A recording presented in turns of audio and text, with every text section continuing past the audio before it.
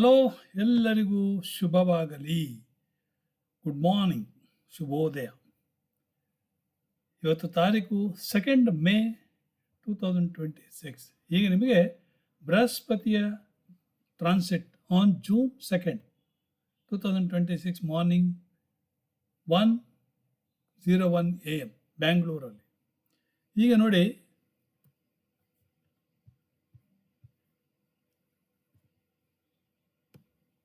ಅವತ್ತಿನ ದಿನ ಈ ರೀತಿಯಾಗಿ ಗೋಚರವಾಗ್ತದೆ.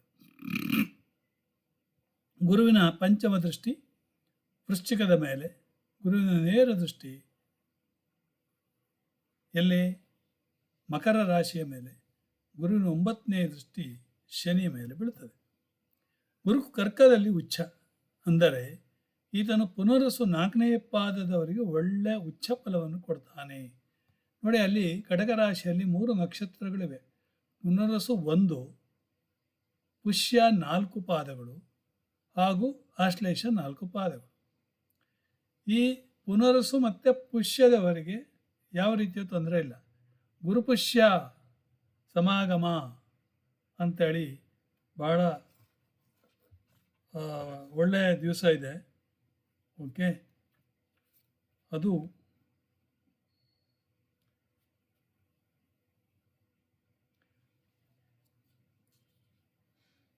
ಮೇ 21ಕ್ಕೆ ಒಳ್ಳೆಯ ದಿನ, ಮೇ 21.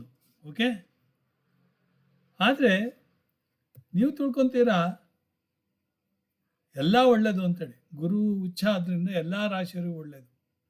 ಅಲ್ಲಿ ಆಶ್ಲೇಷ ನಕ್ಷತ್ರದವರು ಬುಧನ ನಕ್ಷತ್ರ. ನಿಮಗೆ ಗೊತ್ತೇ ಇದೆ ಹಳೆಯ ಕತೆ. ತಾರಾಚಂದ್ರರ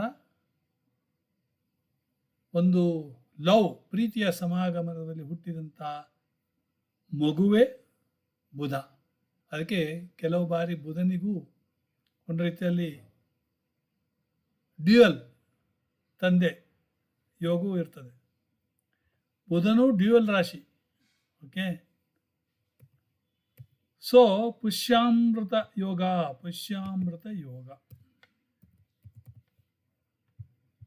21ನೇ ತಾರೀಕು. ಶನಿ ನಿಧಾನ ಮತ್ತು ಗುರುಕೇತು ಬ್ರೇಕ್. ಗುರುಕೇತು ಒಳ್ಳೆಯದಿದೆ, ಅಕ್ಕಲ್ಟಲ್ಲಿ ಹೈ ಕ್ಲಾಸ್.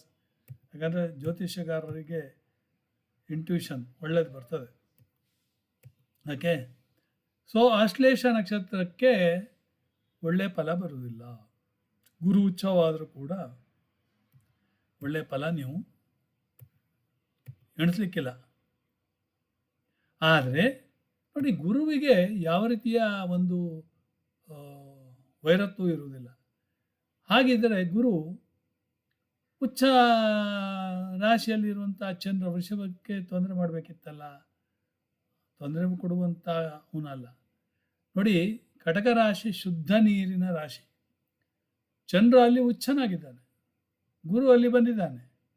ಅದೇ ವೃಶ್ಚಿಕ ರಾಶಿ ಗಟರ್ಪಾನಿ, ಮೋರಿ ವಾಟರ್. ಓಕೆ, ಸೀಕ್ರೆಟ್ ಮನೆ. ಅಲ್ಲಿ ಚಂದ್ರ ನೀಚ ಅಂದರೆ ಗುರು ಅಲ್ಲಿ ತೊಂದರೆ ಮಾಡಬೇಕಿತ್ತಲ್ಲ.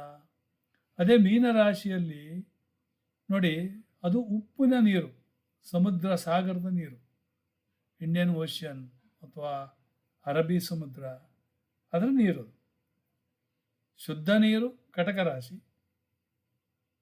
ಉಪ್ಪು ನೀರು ಮೀನರಾಶಿ, ಗಟರ್ಪಾನಿ ವೃಶ್ಚಿಕ ರಾಶಿ. ಆದರೆ ಅಲ್ಲಿ ಏನೂ ತೊಂದರೆ ಕೊಡುವುದಿಲ್ಲ. ಓಕೆ, ಯಾರಿಗೆ ಕೇತು ಜನ್ಮರಾಶಿಯಲ್ಲಿ ಇರ್ತಾರೋ ಅವರಿಗೆ ಹೀಲಿಂಗ್ ಡೆಫಿನೆಟ್ಲಿ ಕೊಡ್ತಾನೆ. ಹೀಲಿಂಗ್. ಓಕೆ, ಕೆಲವರು ಹೀಲಿಂಗ್ ಕಲಿತಾರೆ, ರೇಕಿ, ಅಕ್ಯುಪ್ರೆಷರ್. ಆದರೆ ಮೆಟೀರಿಯಲಿಸ್ಟಿಕ್ ಫಲ ಮಾತ್ರ ಕೊಡಲಿಕ್ಕಿಲ್ಲ. ಇಲ್ಲಿ ನೀವು ನೋಡಬೇಕು, ಗುರು 5, 7 ಮತ್ತು 9ನೇ ದೃಷ್ಟಿಯಿಂದ ವೃಶ್ಚಿಕ ರಾಶಿಯನ್ನು ನೋಡ್ತಾನೆ, ಪೃಥ್ವಿ ತತ್ವದ ಮಕರ ರಾಶಿಯನ್ನು ನೋಡ್ತಾನೆ, ಹಾಗೂ ಜಲತತ್ವದ ಮೀನರಾಶಿಯನ್ನು ನೋಡ್ತಾನೆ ಅಂತ. ಓಕೆ, ಆ ಮನೆಗಳ ಕಾರಕಗಳನ್ನು ಅವನು ಉತ್ತಮವಾಗಿ ಮಾಡ್ತಾನೆ. ಇನ್ನೊಂದು ತಿಳ್ಕೊಳ್ಳಿ, ಗುರು ಎಲ್ಲಿದ್ದಾನೋ ಆ ಮನೆಯನ್ನು ಹಾಳು ಮಾಡ್ತಾನೆ.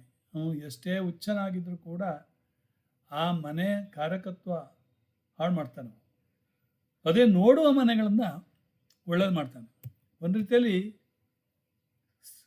ಸಿಂಹ ಲಗ್ನ ರಾಜ ಲಗ್ನವಾಗಿದ್ದಲ್ಲಿ ಕಟಕ ಲಗ್ನ ಅದು ಒಳ್ಳೆ ರಾಣಿ ಲಗ್ನ ಅಂತ ಹೇಳಬೇಕು.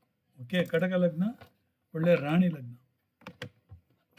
ಎರಡಕ್ಕೂ ಒಂದು, ಯಾಕಂದ್ರೆ ಅಲ್ಲಿ ಕಟಕದಲ್ಲಿ ಚಂದ್ರ ಉಚ್ಚ, ಅದೇ ಸಿಂಹದಲ್ಲಿ ಸೂರ್ಯನ ಮನೆ.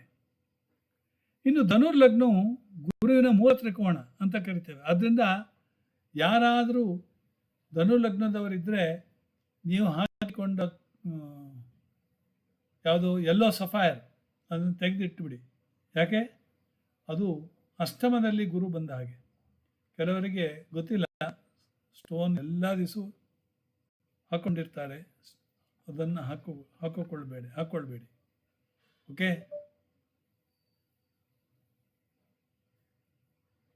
ಓಕೆ, ಆಮೇಲೆ ಏನಂದರೆ,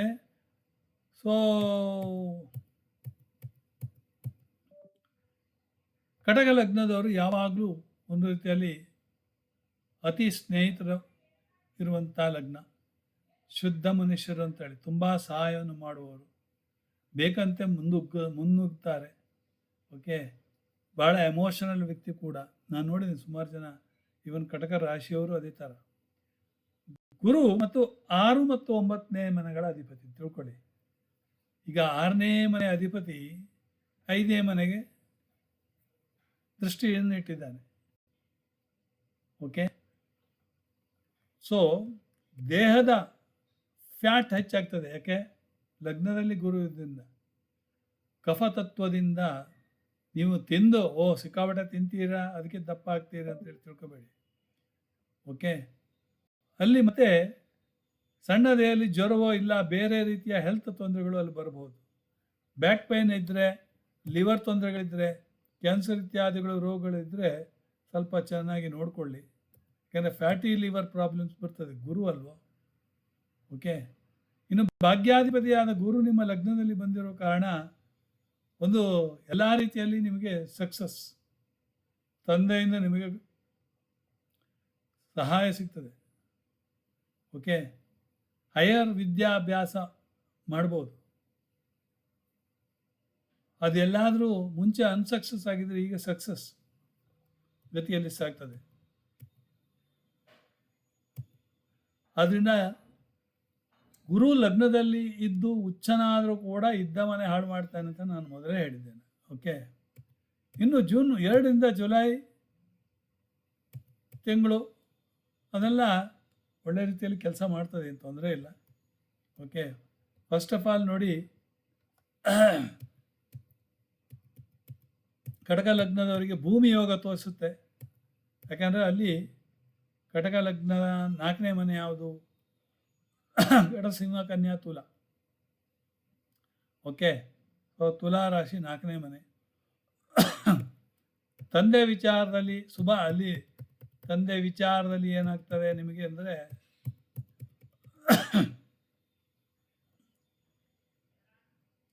ನಿಮ್ಮ ಮಕ್ಕಳಿಗೆ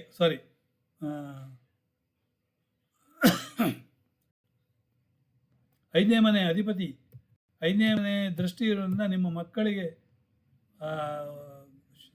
ವಿದ್ಯಾಭ್ಯಾಸದಲ್ಲಿ ಹೈಯರ್ ಎಜುಕೇಷನ್ ಇದ್ದು ಸಕ್ಸಸ್ಫುಲ್ ಆಗ್ಬೋದು.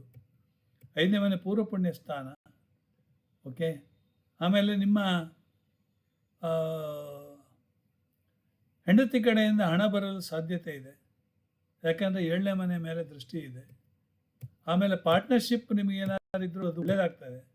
ಯಾಕಂದರೆ ಗುರುವಿನ 7ಮ ದೃಷ್ಟಿ ಮಕರ ರಾಶಿ ಮೇಲೆ ಬೀಳ್ತದೆ. ಓಕೆ, 5, 7, 9 ಕಾರಕತ್ವಗಳು. ಪಾರ್ಟ್ನರ್ಶಿಪ್ ಒಳ್ಳೆಯದು, ಹೆಂಡತಿಯಿಂದ ಒಳ್ಳೆಯ ಸಪೋರ್ಟ್ ಸಿಗ್ತದೆ. ಅದೇ ಭಾಗ್ಯದಲ್ಲಿ ಅಂದರೆ ಭಾಗ್ಯದ ಲಕ್ಷ್ಮೀ ಬಾರಮ್ಮ. ಇದೆಲ್ಲ ಒಳ್ಳೆಯದೇ.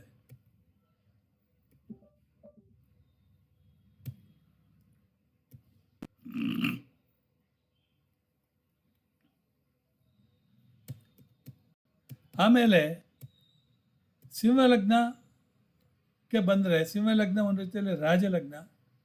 ಗುರು 5ನೇ ಮನೆ ಅಧಿಪತಿ ಹಾಗೂ 8ನೇ ಮನೆ ಅಧಿಪತಿ. ಅಂದರೆ ಏನಾಯಿತು, ಇಲ್ಲಿ ವಿಪರೀತ ರಾಜಯೋಗ ಅಂತೇಳಿ ಹೇಳ್ತಾರೆ. ಅಂಥದ್ದೇನು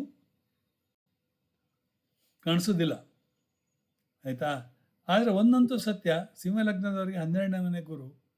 ನೀವು ಹೇರಳವಾಗಿ ಇನ್ವೆಸ್ಟ್ಮೆಂಟ್ ಮಾಡ್ತೀರಾ, ಆಮೇಲೆ ಕೈ ಸುಟ್ಕೊಳ್ತೀರ.